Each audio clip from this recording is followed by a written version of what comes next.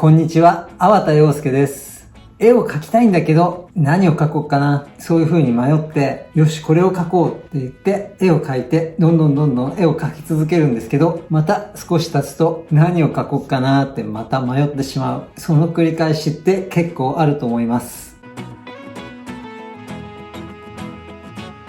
何を書いていいのかわからない。どう書いていいのかわからない。そんな風に迷った時のための課題を考えてみました。で、今日はこのキャンバスにまず3色の色を塗っていきます。塗り方は好きなように塗っていきます。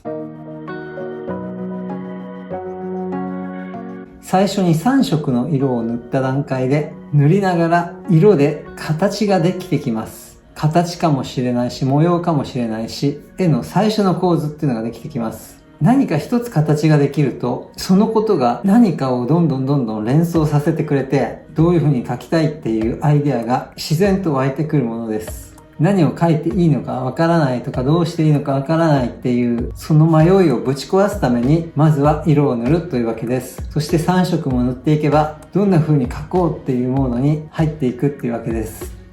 何色で塗ろうとかってことまで迷っちゃうと困るんですけど、まずはピンクで塗っていこうと思います。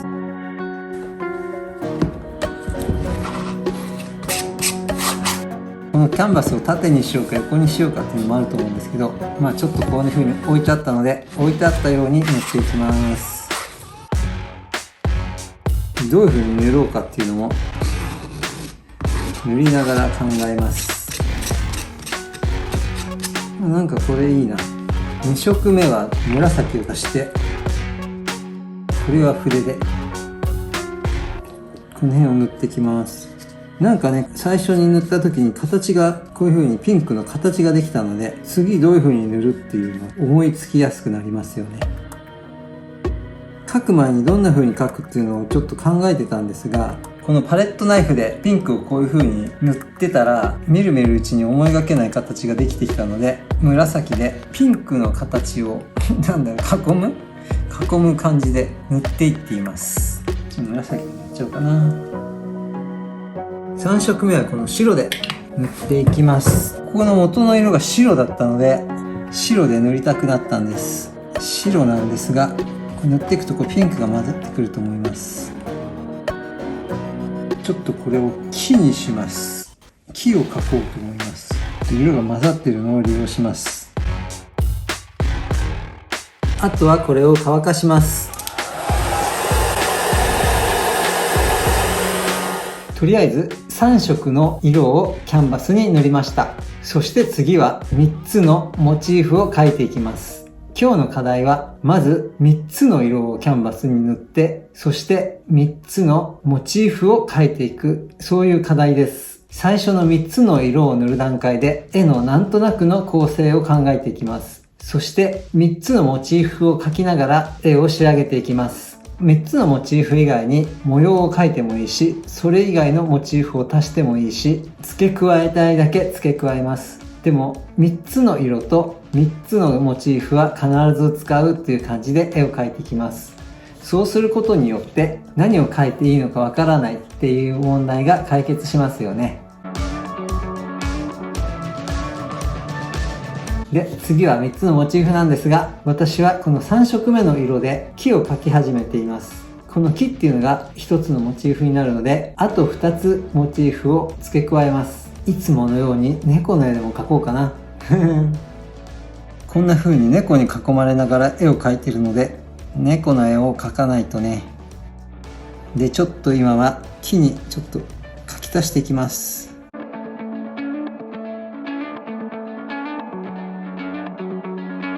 猫を描く前にちょっと葉っぱみたいのを入れていきます。すごくここにグリーンが入れたいんですけど、グリーンだとちょっと色がチカチカしてしまうので、このグリーンにはブルーを足しています。この色はこのバックグラウンドの紫をグリーンに足した色です。